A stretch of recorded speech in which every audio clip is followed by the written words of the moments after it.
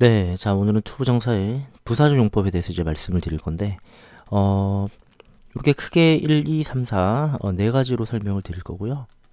중간중간에 어떤 예문이나 설명을 이제 끼워 넣겠습니다. 자, 여러분, 그런데, 옛날에는 말이에요.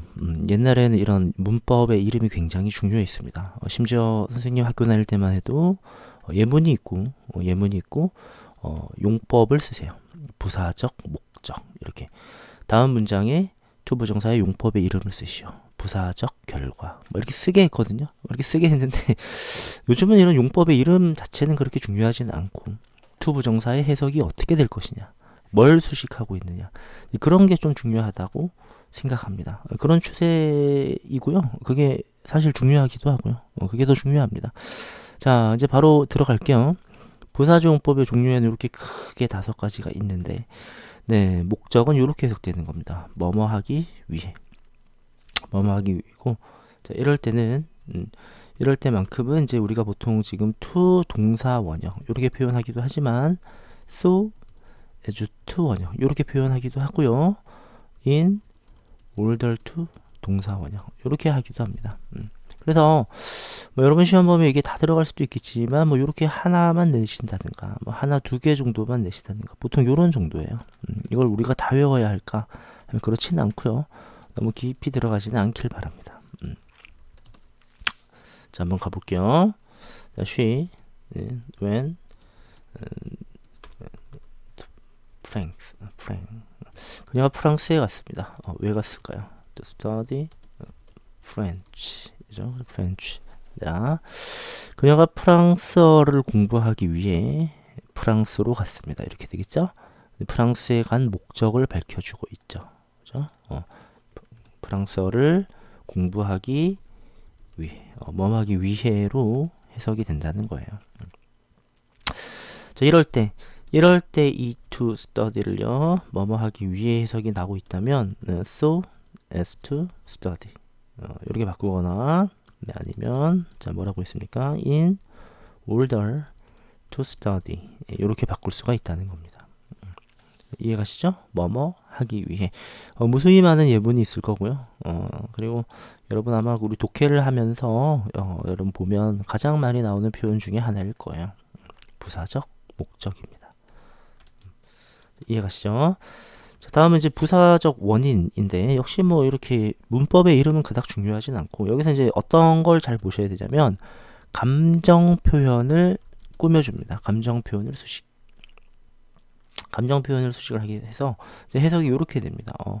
뭐뭐 해서 뭐뭐 하고서, 그죠? 뭐뭐 해서 기쁘다. 뭐뭐 하고서 슬펐다. 뭐 이런 표현이 이제 대부분이에요. 예를 들어서 대표적인 예문이죠. surprised. 나는 놀랐어요. 근데 왜 놀랐느냐? to hear news. 네, 아주 대표적인 예문이거든요. 자, 여기 보시면 나는 놀랐다라는 지금 감정의 표현을 하고 있습니다. 근데 물론 뭐 감정이 서프라이즈만 있는 건 아니고요. 뭐 예를 들어서 뭐 이제 실망을 했거나 뭐 이런 식으로죠. 뭐 실망을 했다든가 뭐 기뻤다거나 플레이스들은 또 뭐가 있을까요? 갑자기 갑자기 뭐 슬펐다든가 뭐 많겠죠. 여러 가지 표현이 많겠습니다. 이런 감정의 표현들을 투 부정사가 수식을 해줍니다. 왜 슬펐느냐? 여기 놀랐다죠. 놀랐다. 왜 놀랐느냐? 그 소식을 듣고서 뭐뭐 하고서 기분이 어땠다, 감정이 어땠다, 이런 것들을 부사적 원인이라고 말을 합니다. 뭐가 나온다고요? 이 감정이 나온다는 게 중요해요. 그죠? 감정. 이것을 잘 보시기 바랍니다. 자, 그러면 내려가 볼게요. 내려가 보겠습니다. 자, 이번에 판단에 대해서 얘기를 한번 해볼게요, 여러분들. 판단은 얘하고는 좀 약간 다릅니다. 네, 판단은 말 그대로 얘는 이렇다, 쟤는 저렇다, 라고 이제 판단을 하는 거예요. 그래서 이것을 이제 이유를 밝힌다라고 말하기도 하거든요. 이유를 밝힘. 이렇게 한번 해볼게요. 예를 들어서 뭐뭐 하다니. 보통은 이렇게 해석이 돼요. 그 문제를 풀다니. 그는 천재임에 틀림없다. 뭐 이런 거 있죠, 그죠? he 뭐뭐임에 틀림없다가 must be죠, 그죠? he must be a genius. 그는 천재임이 틀림없어요. 자, 뭐 하다니? to solve the problem. 그 문제를 해결하다니 그는 천재임에 틀림없다라고. 자, 요렇게 이번에 밑줄을 한번 해볼게요. 그 사람은 이렇다 저렇다 라고 지금 판단을 하고 있습니다. 여기 판단을 하고 있고, 특히나 요 부분의 해석이, 그죠? 요 부분의 해석이 요렇게 됩니다. 그 문제를 풀다니, 그 문제를 해결하다니 천재임에 틀림없다. 또는 뭐 이런 예문, 네, 조그만 현실용어로 들어가면, 야, 그런 놈을 믿다니 너는 미쳤다, 뭐 이런 거 있죠. 너는 참 바보다, 뭐 그런 식의 예문을 충분히 만들어낼 수가 있겠죠. 이해가시죠? 네, 이렇게 되고요. 자, 이제 부사적 결과인데, 얘는 사실 설명을 좀 하고 싶지가 않은데요. 왜냐하면 좀 약간은 복잡한 개념이 들어가야 되는데 최대한 쉽게 설명하겠습니다. 자, 우리가 그 살면서 내 의지대로 되지 않는 게 있어요. 무의지 동사인데, 뭐 예를 들어서 나 빨리 어른 되고 싶어요. 성장하고 싶어. grow up. 내 맘대로 될까요, 이게? 내 맘대로 안 되죠. 시간이 흘러야 하는 것입니다. 내 의지와는 상관없이. 그 다음에 wake up. 잠에서 일어나는 거. 우리가 뭐 알람을 맞추거나 뭐 하거나 이러면 될 것 같지만 사실은 그렇지 않습니다. 그죠? 잘 만큼 자야 일어나게 되는 거야. 아니면 외부적인 요인이 있어야죠. 그죠? 그 다음에 요거, 이 세상을 살아간다는 건 내 맘대로 안 됩니다. 그죠? 뭐 내가 150살까지 살고 싶다 해서 맘대로 살 수도 없고, 인생이 내 뜻대로 사라지지도 않습니다.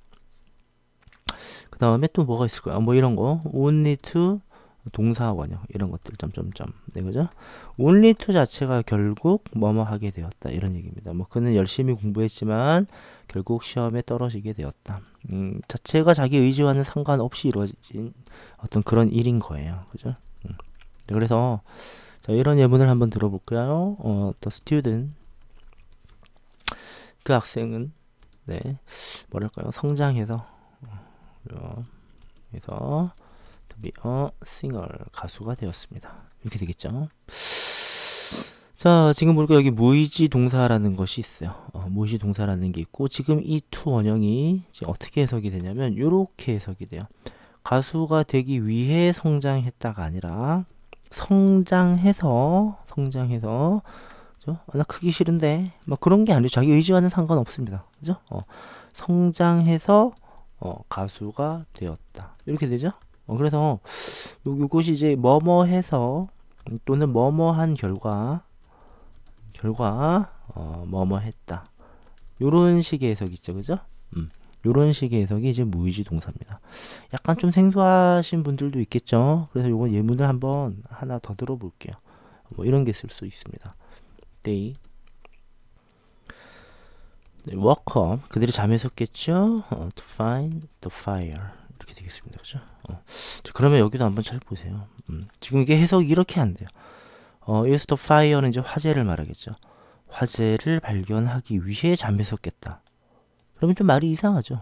그는 자다 보니까 잠에서 깨어나게 되었고, 잠에서 깨어 화재를 발견했다. 이렇게 된 거죠. 그죠? 잠에서 깨어 화재를 발견했습니다. 요렇게 하고 나서 요렇게 한 거예요. 순서상. 그죠? 이 결과 화재를 발견하게 된 거지, 화재를 발견하려고 잠에서 깬 건 아니에요. 그죠? 화재 발견해야지 이러고 잠에서 깬 게 아니란 얘기입니다. 이런 거를 이제 부사적 결과라고 해요. 그죠? 됐습니까? 자, 이제 마지막 5번째로 한번 가볼게요. 이 수식은요, 말 그대로 이제 부사적 용법을 우리가 하고 있으니까, 이제 부사는 주로 이제 동사나 형용사를 수식을 하잖아요. 그래서 옛날에는 이제 이걸 형용사 수식의 용법이다, 뭐 이렇게 얘기를 했는데, 사실은 저런 말도 별로 중요하진 않고, 아까 제일 처음에 제가 뭐라고 했냐면 해석이 중요하다 했습니다. 뭐뭐 하기에, 그죠? 요런 해석이 가장 중요하다고 봐요.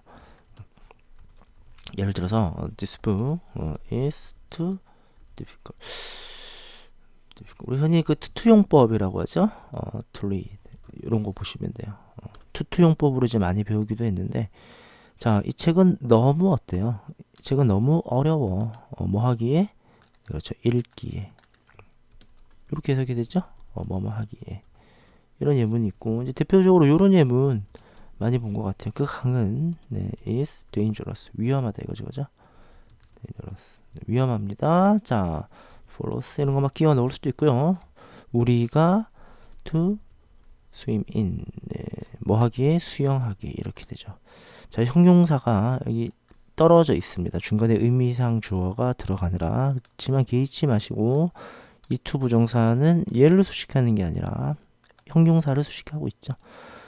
이 강은 위험해요. 자, 우리가 뭐 하기에? 네, 그렇죠. 수영하기에. 뭐뭐 하기에로 이제 해석이 될 수가 있다라는 겁니다. 예문은 굉장히 많겠죠. 예를 들어서 네, 뭐 이런 말 할 수 있습니다. 네, 이 방은 우리가 청소하기에 너무 넓어. is too 그냥 이제 이렇게 한번 해볼게요. 그냥 large라고 해봅시다. 근데 보통은 to 같은 말이 들어가거든요. to 같은 말. for us 또는 for me 이런 식으로 해도 되겠죠, 그죠? to clean. 내가 청소하기에는 이 방은 넓다. 이렇게 해서 large라는 형용사를 to 원형이 수식을 해줍니다. 그죠? 뭐 하기에? 청소하기. 내가 청소하기에 이 방은 넓어. 이런 식으로 뭐뭐 하기에로 해석을 할 수가 있습니다.